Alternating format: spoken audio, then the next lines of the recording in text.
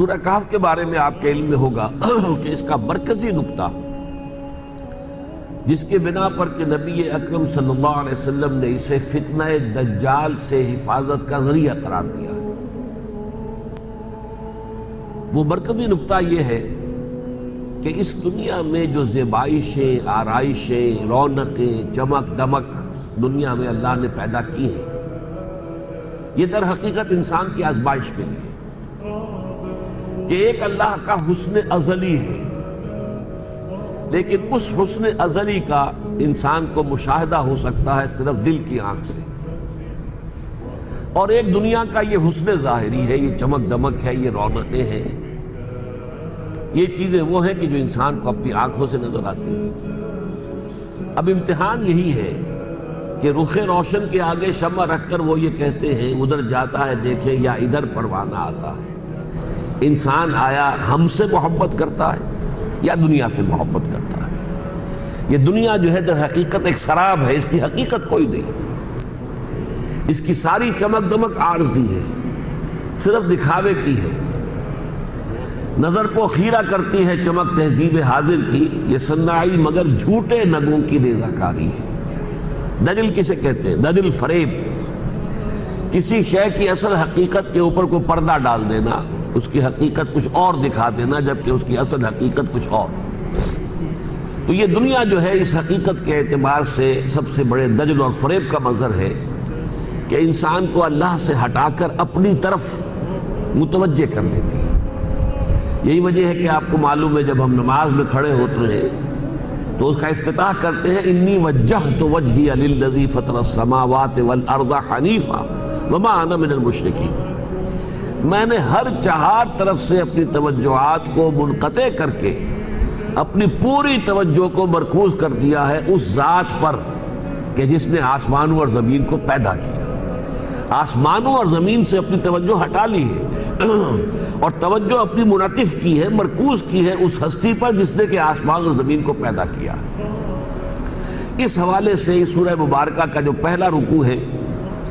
اسی میں ایک آیت آتی ہے اِنَّا جَعَلْنَا مَا عَلَى الْأَرْضِ زِينَةً لَهَا لِنَبْلُوَهُمْ أَيُّهُمْ أَحْسَنُ عَمَلًا، ہم نے اس زمین پر جو کچھ پیدا کیا ہے اسے زمین کی زینت بنا دیا ہے، زیور بنا دیا ہے، زیبائش اور آرائش۔ یہ زیبائش اور آرائش جو ہے آج کل آ کر اپنی انتہا کو پہنچ گئی ہے۔ مغربی ممالک میں جا کر دیکھیے تو واقعہ یہ ہے کہ ایک دفعہ تو انسان جو ہے متحیر ہو کر رہ جاتا ہے، کیا کیا کچھ، کیسی کیسی رونقیں اور کیسے کیسے وہاں پر جو ہے حسن کے مناظر ہیں، کیسی کیسی بلڈنگیں ہیں، کس کس طرح سے انہوں نے جو ہے وہ سڑکیں بنائی ہیں، کس طرح سے ان کے باغات ہیں وغیرہ وغیرہ۔ لیکن اللہ تعالیٰ فرماتا ہے اِنَّا جَعَلْنَا مَا عَلَى الْأَرْضِ زِينَةً لَهَا، ہم نے اس کو زینت بنا دیا ہے، زیبائش ہے، آرائش ہے، لِنَبْلُوَهُمْ أَيُّهُمْ أَحْسَنُ عَمَلًا، یہ صرف اس لیے ہے تاکہ ہم آزمائیں ان لوگوں کو، انسانوں کو کہ ان میں سے کون ہیں اچھے عمل کرنے والے۔ وَإِنَّا لَجَاعِلُونَ مَا عَلَيْهَا صَعِيدًا جُرُزًا، ایک وقت آئے گا قیامت والا جبکہ جو کچھ اس زمین پر ہے وہ بالکل چٹیل میدان بن کر رہ جائے گا، نہ یہ اسکائی اسکریپرز ہوں گے، نہ یہ اونچی اونچی عمارتیں ہوں گی، نہ یہ عالیشان محلات ہوں گے، نہ یہ پہاڑ ہوں گے، بلکہ بالکل صعیداً زلقا، ایک ہوگی چٹیل میدان۔ وہ ہے اصل حقیقت اس دنیا کی، اور یہ ایک عارضی زیبائش اور آرائش ہے۔ اسی طریقے سے سورہ مبارکہ کے آخر میں اسی مضمون کو اس کے جو عملی نتیجہ نکلتا ہے اس کے حوالے سے بیان کیا گیا قُلْ هَلْ نُنَبِّئُكُمْ بِالْأَخْسَرِينَ أَعْمَالًا، اے نبی ان سے کہیے کیا ہم تمہیں بتائیں کہ اپنے عمل، اپنی بھاگ دوڑ، اپنی محنت، اپنی سعی و جہد، اس کے اعتبار سے سب سے زیادہ گھاٹے میں کون لوگ ہیں؟ اخسرین، ایک وہ لوگ ہیں جو خاسرین ہیں، خسارے میں، ایک اخسرین، یہ جو ہے افعال التفضیل، سب سے زیادہ گھاٹے میں کون ہے؟ قُلْ هَلْ نُنَبِّئُكُمْ بِالْأَخْسَرِينَ أَعْمَالًا الَّذِينَ ضَلَّ سَعْيُهُمْ فِي الْحَيَاةِ الدُّنْيَا وَهُمْ يَحْسَبُونَ أَنَّهُمْ يُحْسِنُونَ صُنْعًا، وہ لوگ کہ جن کی ساری بھاگ دوڑ اور محنت اور سعی و جہد اس دنیاوی زندگی ہی کے اندر گم ہو کر رہ گئی،